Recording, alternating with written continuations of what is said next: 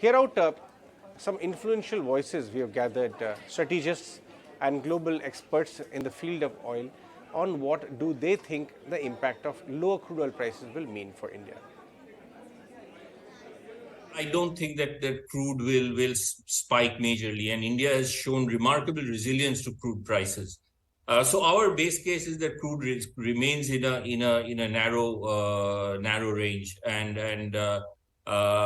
we don't think that will cause either a major macro or a micro impact. If crude actually remains stable at current levels, within a narrow range, actually, as we get into the year, manufacturing margins will start to improve because they will benefit from passing on price hikes while raw material prices may not go up that much. Could I be wrong and there could be a major spike in crude prices? Looks unlikely in a situation where you have to look at it in a larger context where the whole world is on a tight monetary policy. The Western economies are significantly slowing down. I can't see a situation where crude spikes significantly from here. But as I said, it's a tough job forecasting crude prices. But our base case is that it remains in a narrow range, and that will have limited impact on the economy and on companies. Renewables are getting added quite significantly, but I would say when you actually compare renewable versus coal, you're comparing apples to oranges, because renewables is starting from a very low base. Now when you see the growth in renewables at 25%, 30%, then it seems huge, but in terms of volume wise, it's still significantly ahead of the market, leading to handsome market share gains. Full year EBITDA margin remained healthy at 23.4%. Earnings per share grew 13%. Amidst record levels of commodity inflation, we have dynamically managed our business to grow our consumer franchise and protect our financial business model. Let me take you through some of the highlights of this fiscal year. Starting with our divisions, this has been a stellar year for our home care business with 28% revenue growth and volumes growing in near double digits despite significant commodity inflation. Surf Excel became the first home and personal care brand in India to cross $1 billion turnover mark. Through our relentless focus on market development, we have scaled home care liquids portfolio to rupees 3,000 crore in this fiscal. Our beauty and personal care division grew competitively at 12%. More importantly, we grew volumes despite a mid-single digit decline in market volumes. Growth was led by our premium portfolio. Despite our brands, Lux and Pond's crossed 2,000 crore turnover each, taking the tally to 5 BPC brands in this club. We have also made good progress in transforming our portfolio towards high growth demand spaces. During the year, we launched 3 new premium beauty brands and also forayed into health and well-being category. Moving to F&R, our revenues grew 5%, led by strong performance in ice cream, coffee and foods. With our focused market development actions, HFD continued to gain penetration and market shares handsomely. Tea widened its market leadership versus our nearest competition. Ice cream delivered strong performance on the back of impactful innovation and activations. During the year, we divested our salt and atta business in line with our strategic portfolio choices. We are a powerhouse of big brands that traverse the minds and hearts of our consumers. We have total 19 brands, each clocking over 1,000 crore turnover, which contribute to more than 80% of our turnover. Doing well by doing good is fully ingrained in our business. We have reduced CO2 emissions by 97% versus 2008 baseline. We collected and safely disposed over 1 lakh ton plastic waste during the year. Through Hindustan Unilever Foundation and its partners, we have delivered a cumulative and collective water potential of over 2.6 trillion liters across thousands of villages, which is more than the drinking water needs of India's entire population for 2 years. We are committed to sustainable sourcing of our agri raw materials. In this fiscal, 95% of our paper and board packaging, 82% of our tomatoes, and 69% of tea came from sustainable sources. Our community development initiative Prabhat has reached over 9 million people. Project Shakti, which was piloted in early 2000, now empowers around 1.9 lakh women entrepreneurs across thousands of villages. To summarize the full year results, we delivered yet another year of strong all-round performance. Growing at 16% was significantly ahead of the market, and we added about 8,000 crore to our top line. Our bottom line performance was very healthy with 13% EPS growth. We were the best ESG rated Indian FMCG company by leading rating agencies. Considering our strong performance, the board of directors have proposed a final dividend of rupees 22 per share, subject to approval of shareholders at the AGM. Together with the interim dividend of rupees 17 per share, the total dividend for the year amounts to rupees 39 per share, a 15% year-on-year increase. Let me now shift focus on March quarter performance, and I will start with operating environment. Inflation moderated sequentially, although commodities remain elevated versus long-term averages. FMCG market growth showed gradual improvement with rural slowdown bottoming out. Total FMCG market volumes, which were declining earlier, have now become flat. While rural volumes continue to decline, the extent of decline further reduced in this quarter. In this context, HUL delivered another quarter of competitive growth. Our turnover grew 11% with underlying volume growth of 4%. EBITDA margin at 23.7% remained healthy. Net profit grew 10%. Our gross margin improved sequentially by 120 BPS. We continue to invest competitively behind our brands and stepped up A&P investments by 80 BPS versus December quarter 22. Talking about segment performance, Home Care delivered another strong performance with 19% revenue growth. BPC grew 10% with broad-based performance across categories. F&R grew 3%, led by foods, coffee, and health food drinks. We strengthened our market leadership in tea. However, we had a marginal sales decline as category witnessed consumers downgrading due to higher inflation in premium teas vis-a-vis loose tea. Margins for all three segments remain healthy. Talking about some of our innovations, Novology, our new skincare brand in Masstige beauty segment, was launched during the quarter. Lux Bath range, Millet Horlicks, Lakme Mousse, exciting flavors in ice cream, and a new hair care range in Tresemme and Dove were launched during the quarter. Now moving on to the outlook. Looking forward, the near-term operating environment is likely to remain volatile with weather-related uncertainties and risk of global market slowdown. Price growth will tail off further due to lapping of high base and sequential reduction in prices. We expect volumes to recover gradually due to high levels of cumulative inflation and the fact that consumer and consumption habits take typically some time to recover with a lag. In these circumstances, we will continue to manage our business with agility to grow our consumer franchise whilst maintaining margin in a healthy range. Our focus is on ensuring right price-value equation for competitive volume growth, building back gross margin, and stepping up A&P investments. From mid to long-term perspective, Indian FMCG sector continues to be very attractive. Favorable macros, coupled with low FMCG per capita consumption, continue to provide huge runway for growth. Our focus remains on delivering 4G growth that is competitive, consistent, profitable, and responsible. With this, I complete my prepared remarks, and now we'll take questions. Hi, gentlemen.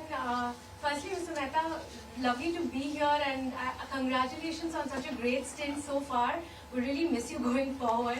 But I did first ask you about the demand outlook. Now, the past, we saw Tata Consumer Nestle delivering strong growth, but here a slight miss on our estimates in terms of volume and revenues also that we saw. Just wanted to understand the demand outlook. Is that continuing to remain challenging? Are you seeing any uptick? And give us a sense of both rural and urban as well. Rural, is there still a challenge, and what's the outlook, especially given the heat wave, unseasonal rains? There are concerns of El Nino as well. So what's the outlook there? Yeah, thank you for that question, and it's been a pleasure interacting with all of you now for the last 10 years, and this is my 39th and last quarter at the helm of HUL. First let me explain the annual numbers and then I'll come to the quarterly numbers. If we take a look at the market, the headline growth has been about 8% and the volume growth has been minus 4%. So remember this, 8 and minus 4. The difference between the two is the derived price growth, which is about 12%. Now 12% has been unprecedented. We have not seen that kind of price growth. in this context, HUL has delivered 16% top line as against the market growth of 8% and a volume growth, underlying volume growth of 5% against the market being negative -4. So you can very clearly see that we have outpaced the market as far as the year is concerned. Yeah. Then when you look at this from an urban and rural lens, the urban market has grown at about 11% top line. Rural has grown at 4%. I'm still on an annual basis. And the volumes on an urban basis has been about -1, whereas rural has been -7. So you can see there is more stress in rural, yeah, but on an overall basis, it's been absolutely a brilliant performance by HUL. Then let's go to the quarter. Now this is a heartening thing. Against an 8% growth, what the Nielsen read says, all our categories put together, the last quarter the growth has moved to 11%. And the volume which used to be -4 has become flat. And both urban and rural have improved by about 300-400 bips with a consequent reduction in the negative volume growth. Yeah? So that's the story. Now in this context, remember the total volumes are flat. We have delivered a 4% volume growth. Again outpacing the market. And then we come to our top line growth, which is 11%. Now here I want you all to understand a bit more nuanced number. Our 11% is the headline growth and the volume growth is 4%, so our price growth is 7%. Whereas you look at the market, it is 11% top line and nearly flat volume growth. That means 11% price growth. Ours is 7% price growth. Now let me explain what is the probable cause. Why is my price growth lower than the market? In the previous quarters, our price growth were more or less similar to the market growth. Yeah? Now, he has explained that the commodity prices have started moderating. That means we have stopped taking more price increase at an aggregate level. There are some commodities where the price increase is still there, but in many we have taken a price reduction. Yeah? So our growth, price growth has come down. So what happens when you stop taking a price growth, then after a year, the price growth disappears. Yeah? Now, when we sell, our accounting is based on what we sell to our distributors. The market captures based on what the trade sells out. Right? So there will always be a lag.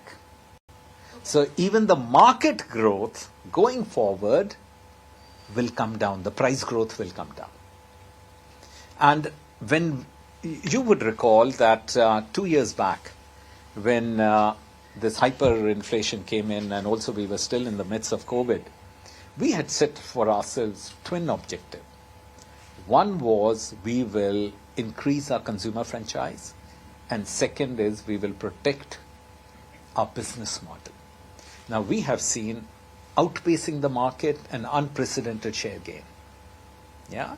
The second important bit is if you look at EBITDA, which was at a pre-COVID level at about 25%, is still at a very decent level of 23.4%. Yeah, and in the last few quarters, sequentially, our EBITDA, our gross margins have improved. We are investing more behind the market, and our EBITDA also sequentially is improving. So we can look back and say that in this very turbulent environment, we have met our twin objectives. Right. And what about the outlook on rural also, given The rural, again, it used to be -7% volume growth for the full year. For the quarter under reference, it has become -3. Right. So it is progressing. It is still negative volume. Yeah. And if we have a good monsoon, I think the government has done a phenomenal job in terms of capex spending. Yeah. And if we start getting a multiplier effect of that with a good monsoon, and if our GDP growth rate, which on all account, all estimates today, would be anywhere between 6 and 6.5%. I think we should start seeing first the negative volume growth plateauing and then hopefully starting to go up. If you would recall, in the previous years, we used to monitor that a rural growth has to be higher than urban growth. Yeah, we are still far away from that.